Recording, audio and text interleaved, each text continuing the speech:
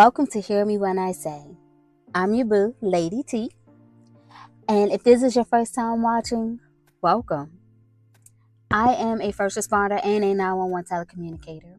And this space is for anyone living a high stress and trauma exposed life, especially first responders and those who serve in silence.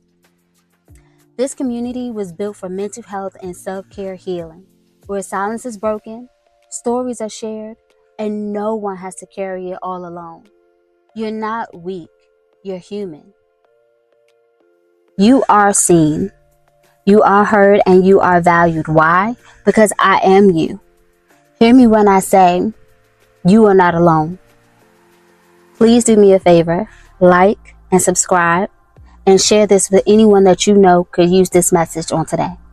And let's go ahead and hear what juicy topic we talk about today. Hey, welcome back. It's me, your boo, Lady T, and you know what we do. We talk all things mental health and self-care. And I realized today is Today is May 17th, Sunday. And I had a thought a couple of days ago. I was just like, I just realized that this month is Mental Health Awareness Month. But what is mental health? Like, I'm sitting here saying, hey, I'm supporting mental health, but it's like, what is the real definition of mental health? And then I went down a rabbit hole and I spiraled into the next question of, what is Mental Health Awareness Month? What does that mean? I'm glad you asked because I got the answer now. So let's get into it. Hear me when I say, Happy Mental Health Awareness Month, or is it? That's the question. So these are some of the notes that I took down, and it just blew my mind because I wasn't even thinking along these lines, but this is just how it evolved the more that I learned. So I want to share it with you. Ready? Let's tap in. Okay. Mental health is the sum total of your emotional, psychological, and social well-being. Okay. Three things. 1, 2, 3. Mental health is the sum total of your emotional, your psychological, and your social well-being. So those are the main categories. Okay. Your mental health affects how you think, how you feel, how you act, and how you handle stress and relate to others. Okay, so let's see how well you relate to me in this message today. Okay, your mental health is the bedroom within your penthouse, which is your head, that regulates your ability to cope with daily stressors, your traumas, your triggers, your ability to go to work, your ability to work effectively. It is also the thing that helps you cope with your ability to show up fully present and in a positive space at home and in social settings. That is kind of the sum total of what your mental health is and what it allows you to be able to do and how it allows you to show up on a day-to-day basis. With this mental health, I don't know why I was just thinking like your head is like the top of your body. So I was like, a tall building has a penthouse suite. So that would be like the hub or the that's the most expensive part of the building, or the most expensive room in the building. And your mind is the most expensive part of your body. Your whole body needs one another, like, to function in totality. However, if you don't have your mind telling your limbs what to do, you know what I mean? And your mind is sending signals to your mouth to have words come out and things of that nature. You kind of just have a shell of a body. So that's kind of how it hit my mind. So just stay with me. Follow me. Okay? So this room houses your awareness of your own abilities, your good or not so good abilities, okay? This room is where all your tools are stored for you to grab as you need them to help you cope with your life stressors, okay? As you use these tools to manage your life in a healthy way, it then transfer over into your inner community, which means like your family and your close friends, but then it also spills over to your external community, which means your work, your coworkers, and people that you come in contact with on a day-to-day basis out in the social environment. All right. So that's just how I understood the definition of mental health. Like, what is the sum total of your mind and the healthiness of your mind? So you can have mental health conditions and still live a healthy mental health lifestyle. Okay, I'm gonna say it again. Hear me when I say you can have mental health conditions and still live a healthy mental health lifestyle. So if you're diagnosed with a mental health condition, it does not mean that you still don't have a healthy life or you can't live a healthy life. So, like I said before, your mental health is a sum total of your emotional, psychological, and social well being. Within these three categories, you then have three subcategories. Okay? One, two, three subcategories that falls underneath of these categories. All right, so with the subcategories, you can, I'm looking at it like basically redecorate the rooms in your penthouse, okay? So the first subcategory is the individual fixtures. That's you. These are just the fixtures within the house that's a part of your whole body itself, okay? So I look at these individual fixtures as like the fixtures that came with the house. That was the things that helped to build the house and make the house the external, excuse me, the external structure and the foundation of what that penthouse is. Okay, so that's how I look at it when I see number one, your individual fixtures. Okay, so these three subcategories under subcategory number one, your individual fixtures. The examples is your genetics. You can't do anything about it. Your brain chemistry, your emotional skills. All three of those things are things that you can't change.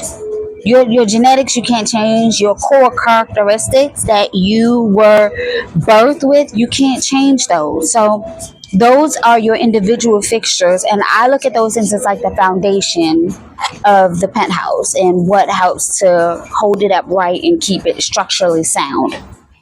Okay, or how real estate people say allowed to have good bones. So either you have it or you don't. Period.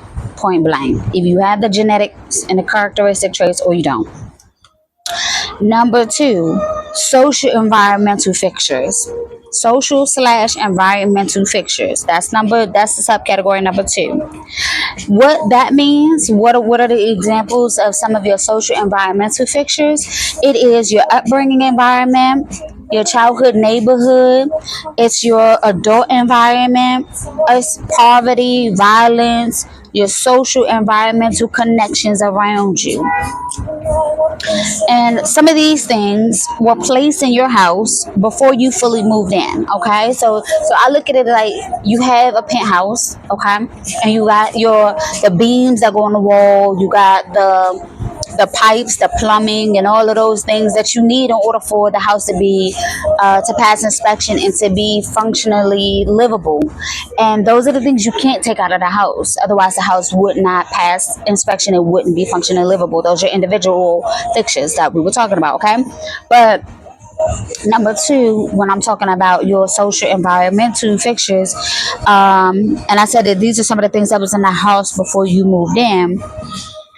What I mean by that is when you go to like an open house and you take a look around and you take a tour of the place, and it's staged with sample furniture, model furniture to give you an idea of the layout of the house and, the spacing awareness of the things that could go into each room of that house. These are some of the things that can be removed, but most oftentimes won't be removed. Now, another example that kind of helped me to process your social environmental fixtures as I was studying this was just how, some companies, they'll allow you to buy a model home, or the display house. But and when you buy that model home or that display house that you already took a tour of, a lot of times you will buy the whole house with everything already in it. So all of the furniture, all of the decorations, all of the paintings that was in the house when you walked in to take a tour of it, they will keep everything there for you, and you'll get the whole house and everything in it. And most times you'll get it at a discounted price. However, they normally only sell that house after all the other houses in that subdivision have been sold. So that's the last house to be sold in that subdivision, and you get it at a discounted price. Now, that house normally is sold as is. Okay, so when you get that house and it's sold as is, I wonder why. And that was something that I was researching. I was like, I didn't know that they sold the model homes, because I thought the model homes was just for display only. I was always curious about what do they do afterwards, but I thought it was never afterwards. I thought it was always and forever going to be a display home for that company for whatever they was advertising. But within my research, I learned. And if you didn't know, you're today years old learning it with me. So, with me learning all that information, I realized that it's frequently toured with a lot of different people, and they may have minor wear and tear in it, and it stays fully furnished with everything that's been touched, been sat on, been looked at, sampled, tested, and tried, and all the things. And those people leave those stuff there, and then they go ahead and they agree to buy a house, but they buy the brand new one down the block. They buy the brand new one on the back side of the subdivision that no one has toured, no one has touched, no one has taken a look at or walked through. And so here it is, you're now stuck with what they have chosen to tamper with, basically. And I just realized, I was like, that's kind of like your subconscious. The tricky part of these fixtures is that we're all our own model home. Like, this is a model home. It can, like, parents have more than one kid, and that first kid can look like it's the model home of what all the other kids are going to come looking like afterwards, but they all are their own individual home. They can never be duplicated or replicated. You can never really actually take that house and restructure it exactly the same right next door to it. Even twins, even though they have a lot of similar features in some set of twins, they are still their own different characteristics, which is the individual fixtures that I said come with that house. Their voices are different, their eye color, their height, their skin complexion, their sensitivity, their allergies may be very much so different, despite the face may look the same.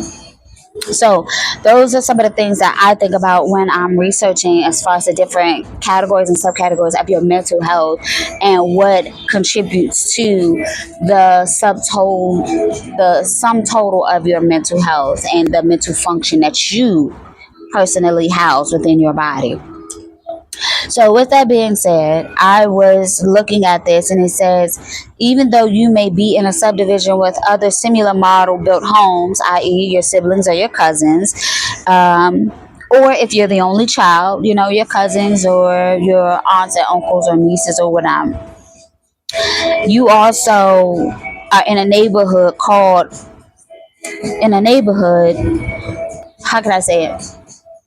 You're the model home, you're in a subdivision with your siblings and maybe your cousins, but that subdivision also creates a whole neighborhood, and that neighborhood is now with your mother, your grandfathers, your great grandparents, things of that nature. Even if you was adopted, even if you don't know who they are, you still had to come from a male and a female. You still had to come from a mother and a father to be inseminated and birthed. Even if you want to say you was a test tube baby, or you had fertility treatments, it still had to come from a male sperm to a female's egg to then be connected together to allow you to come into this earthly existence. And so, with that being said, you may not know who they are. However, it is still a part of your individual fixtures that you can't do nothing about. It also develops your number two, your social and environmental fixtures, because where you were birthed, where you were born and raised, where you were housed, whether it was with family members, whether it was with adopted family members, those are still a part of the fixtures that you didn't have control over. Those are the things that still played a part in shaping how you see the world, how you see and respond to situations around you. And that's the social fixtures. That's the second level of your fixtures that somehow can be changed but not 100% changed because they were placed there prior to you being aware of what those things were around you.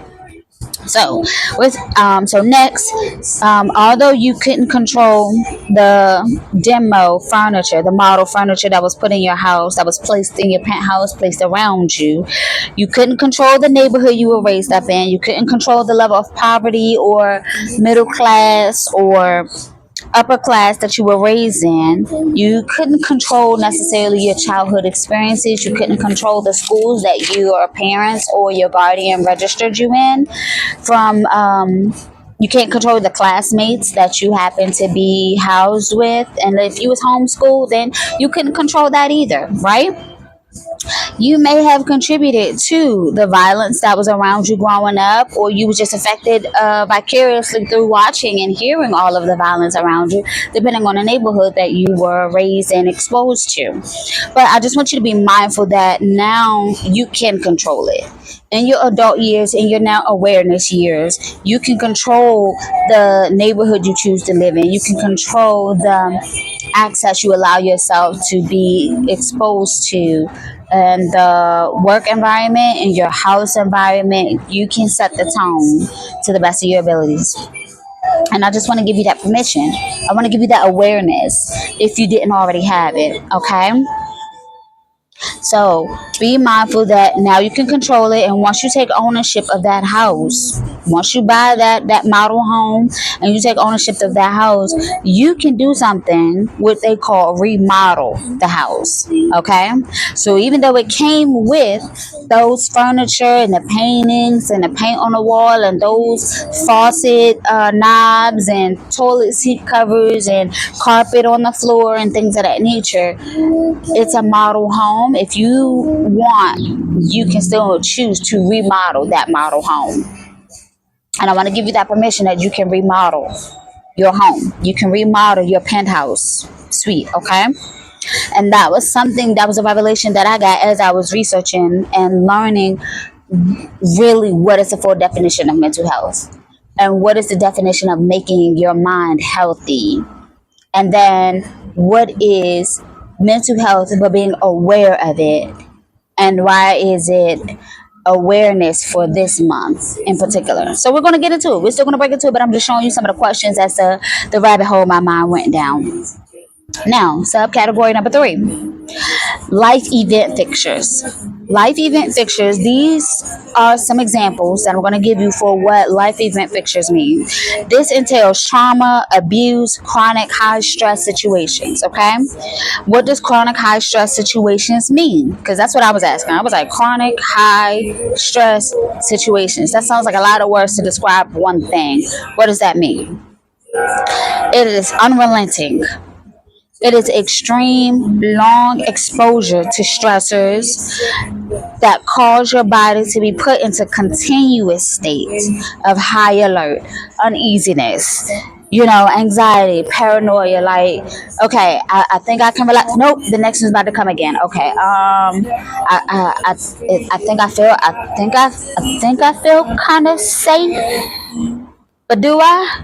I think I'm kind of calm, but am I? You know what I mean? Like like you're sitting back, but your shoulders are still there. Like your shoulders are not down. Your shoulders are down, but your hands are not down. You know what I mean? Like you're not fully here. You're like here.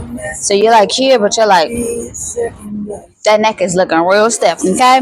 So that is what chronic high stress situations can do to your body subconsciously. You're not even aware that you're sitting here like this. I didn't know. I had my therapist and my doctor had to tell me that I had so much tension in my neck as to why I was having constant headaches and migraines, because I would literally be at my desk like this, and as soon as I get a call, I'd be like, okay, what's the address? Okay, where are we at? So it's already a thing that I have to look between multiple monitors. Let me check the address that came in the phone. Let me check the address I put in. Does the address that I put in on the map match the map of where they like? Is everything together? Like they're yelling at me right now, and I'm trying to hear the address. Okay, the address don't look right on my map, but they're still yelling like, "Hurry up!" And I'm like, my computer is just loading, and I'm like, and everything's here on me. But because I don't have a mirror in my face, I'm not seeing that I'm like this. I'm just seeing that I'm working and that I'm doing and I'm functioning and I'm trying to solve the problem and provide an answer to the questions and solutions. And then my doctor was just like, how often are you? I'm like, I work 10-hour shifts. I work 12, 13, 14-hour shifts. She was like, this is a long time for your body to be in this state. She said, put your shoulders down. I put my arm down.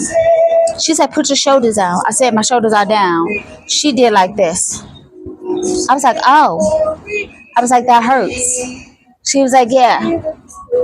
She said, this should not hurt. This should be a position that you feel comfortable in. But then I went back to this. She was like, no, put your shoulders down. And I was like, but it's uncomfortable. She said, exactly. Your muscles shortened. You've been so tense for so long that your muscles got short.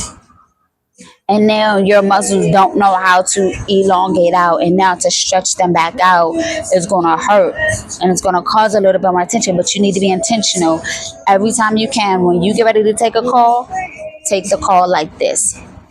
And that was just a little nugget from me that I didn't even know.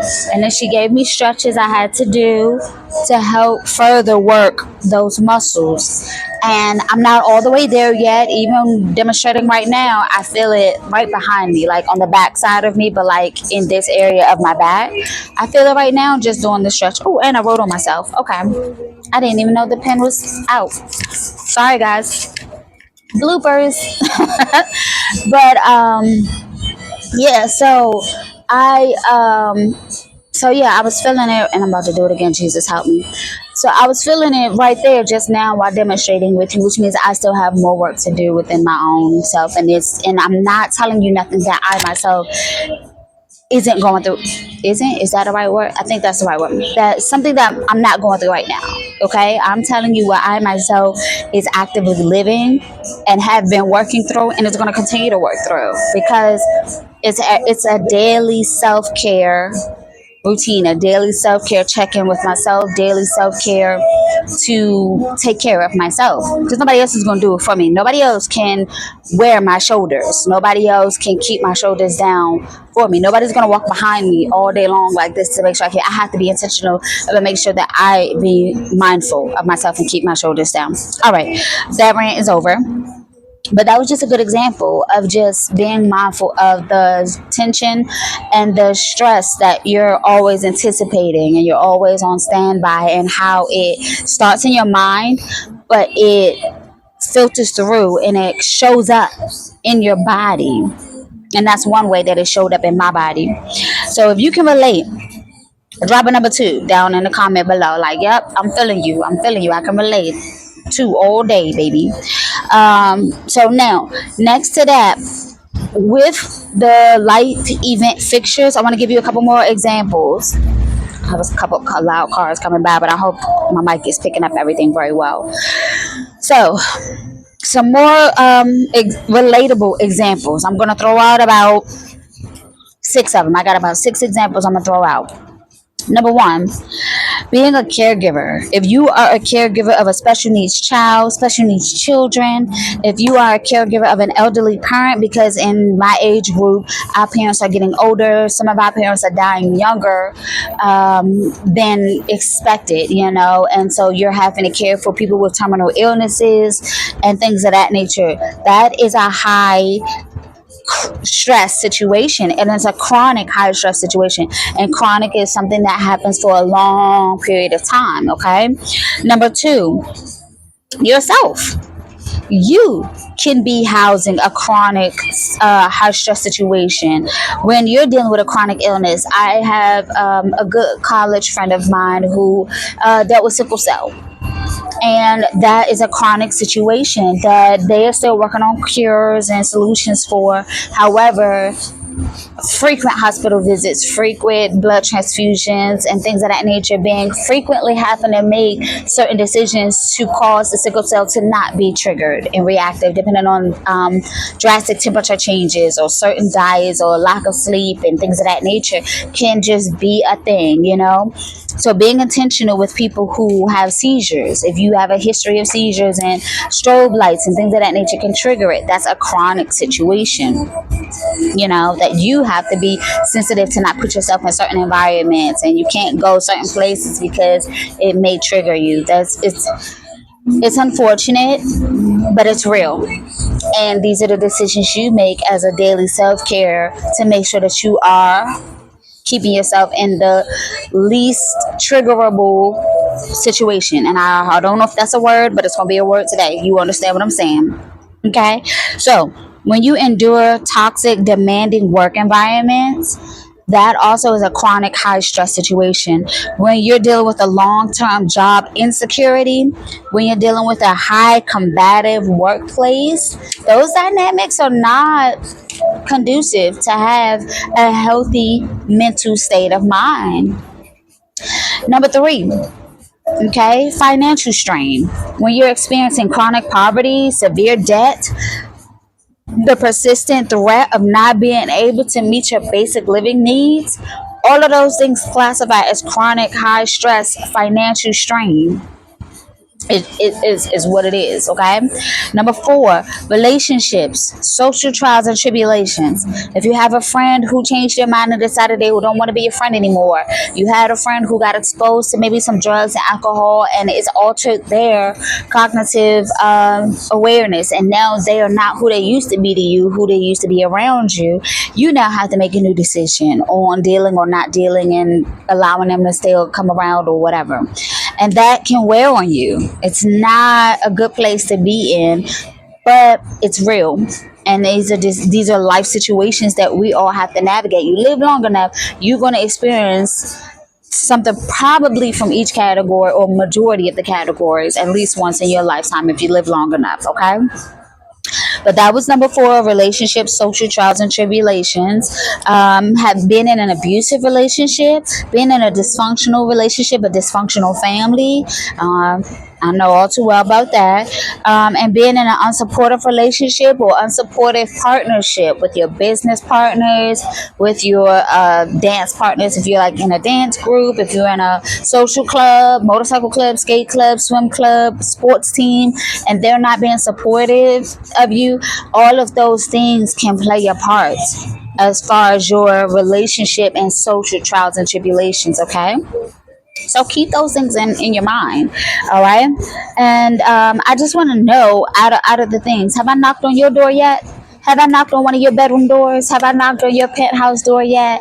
If I've knocked on your penthouse door, go ahead and drop a 100 in a comment down below, like facts. Like, I'm relating with you. I'm relating to the examples you throwing out there. All right. So I got two more examples. We almost done. We almost done. Okay. I'm trying not to hold you too long. The fifth one is environmental and systemic adversity. Now, as much as we would like to not to say things that it's not about race, things is not about genderism and things of that nature, I'm look. I don't got no what do you call it, skin in the game, no one way or the other, but these are the facts that I've researched, okay? This is what has come up when I'm looking under the category of things that affect your mental health and what keeps your mental healthy, okay? And environmental and systemic adversity. High crime neighborhoods. High crime neighborhoods is a high crime neighborhood. Unstable housing environment. If you move from couch to couch to couch, if you've had to deal with parents on and off drugs, in and out of jail, like I've had to deal with, and you know, when they get locked up, you a minor, you can't stay in that house. You got to go stay with somebody else for a little while, you know, till your parents come back out of jail. When they get out, you know, and they get back stable, then you may can go back and live with them again. Sometimes you may not. Things happen, you know, but unstable housing environments, I can identify with that. Ongoing violence, community-wide strains, like we dealt with a lot of it in 2020 as a world dealing with violence. However, Some people was not shaken or jaded by it because violence was already a part of their introduction of life younger than 2020, before 2020 even happened. So it kind of desensitized them in a way, and it already taught them how to navigate those adverse situations. Systemic discrimination, racism, or prejudice. As much as the world has evolved from, history, a lot of people have not evolved from history. So just because the world evolved, just because a car moves, doesn't mean that the environment the car moved from changed. It's just what it is. And it doesn't make it right. It doesn't make it okay. But it's still facts. It is still a very much real prevalent thing. Now, number six. Number six, last but not least, internal and psychological stressors. Internal and psychological stressors, unresolved trauma, living with the lingering effects of childhood neglect, abuse, PTSD, all those things that triggers your constant emotional flooding. Okay? Things all trigger constant emotional flooding. So these things can trigger you in a way that it will just allow you to spaz, to just go off, to constantly have a feeling about this, and then you feel about that, and you got a feeling about this, you got a feeling about it. Oh my God, I used to be her. I used to be her. Okay? And I say used to because I'm doing a whole lot better, and I'm going to continue to do better and get better. Okay. What this deals with is your personality driven pressures, never ending need to try to be perfect, your intense self criticism. My car is kind of loud. Your constant fear of failure. I was scrutinized a whole lot growing up. I was definitely raised in a verbally abusive household. I was raised in a physically abusive household, and I've had to deal with the constant fear of failure because I didn't want to be like my parents, that I was told my parents were. The things that I was told my parents were, because I wasn't raised by my parents. I was raised by my grandparents, but I was told, a lot of bad things. And so they would always project onto me, you're going to be just like your parents. And I tried so hard to do all the right things and to do all the perfect things and to just show them that, see, I'm not like them. I'm not like this. I'm not like the things that you're saying I'm going to be like. And it turned me into being a people pleaser. It turned me into being trying to be a perfectionist. And at any moment, I wasn't perfect to their standards, and then I wasn't perfect to my own standards. I just spiraled. I spiraled all the way out of control and just really felt like there was no way to recover. There was no way to get back on track. And it was a constant cycle of that. I was constantly going through that cycle throughout my whole upbringing, not knowing that was a toxic environment, not knowing that that was a toxic mental control and mental manipulation that I was being groomed under, because I was born, raised, or I grew into an awareness of that lifestyle that was normal to me. I didn't like it, but it was the norm, and I had learned how to survive in it. I had to learn how to adapt and cope in it, even though that was not healthy, and I didn't know it was I didn't know it was unhealthy because I didn't have anything else to compare it to. So, with those three sub category, life event fixtures are the things that can be remodeled as well. However, it may take some deep cleaning. It may be even multiple sessions of cleaning treatments to restore a thing. I just read my notes and maybe it didn't come out clear to you. So let me expound on what I just read.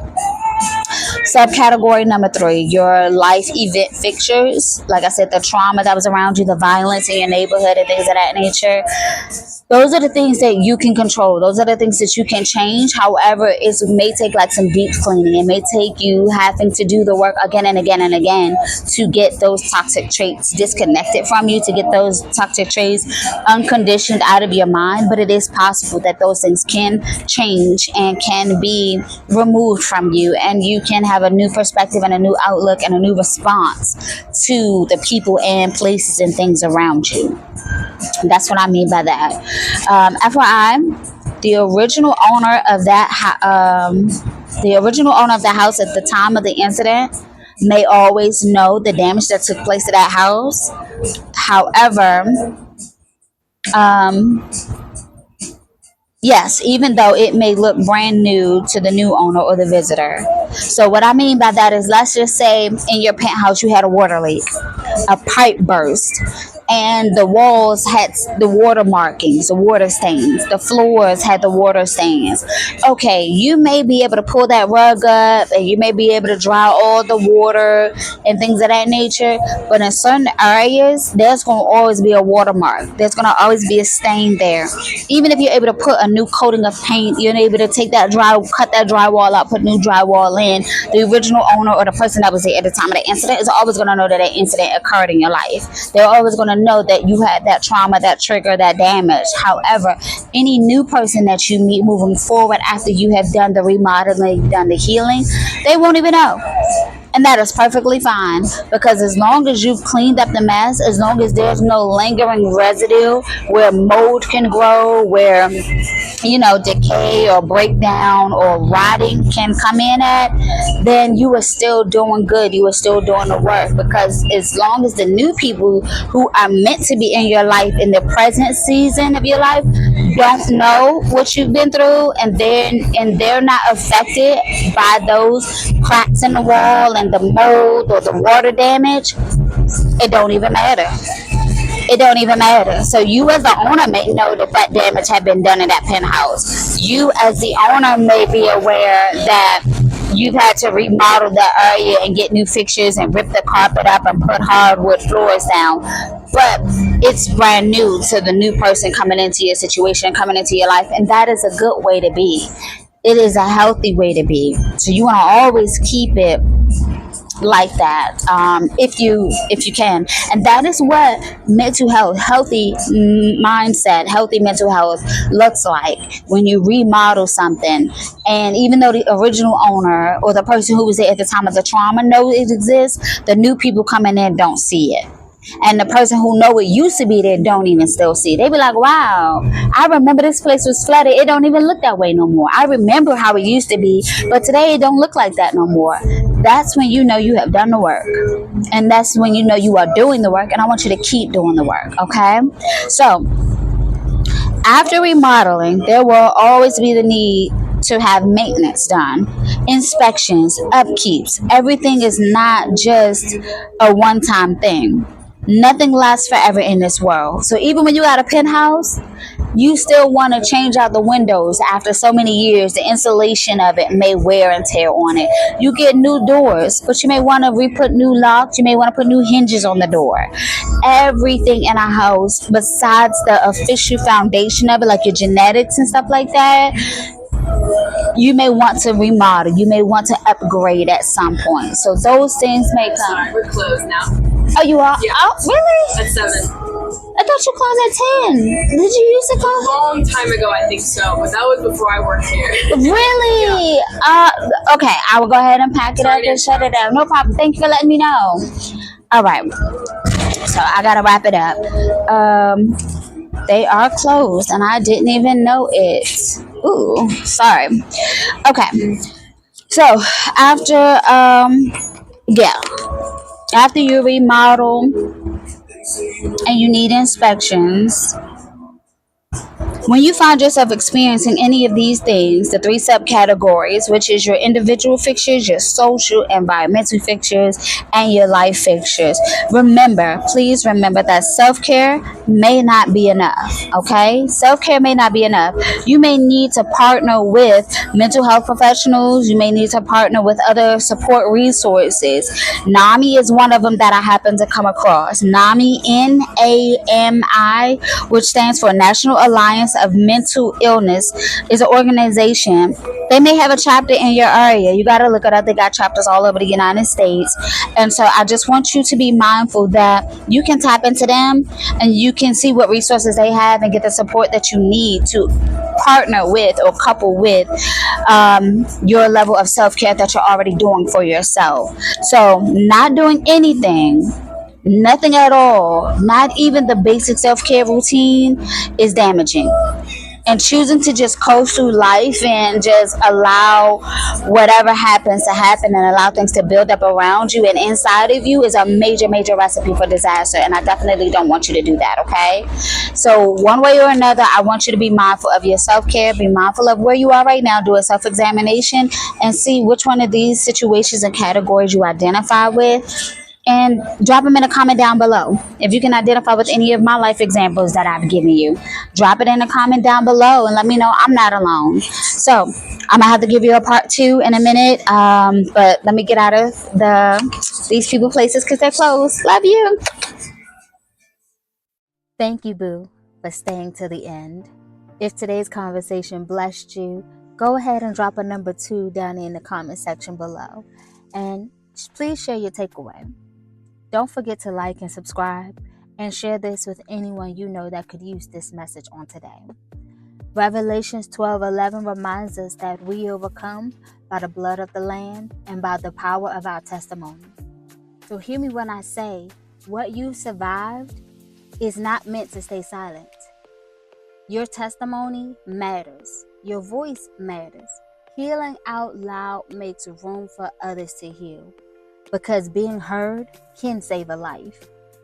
Until next time, I'm your boo, Lady T, and I can't wait to hear what you have to say next on Hear Me When I Say.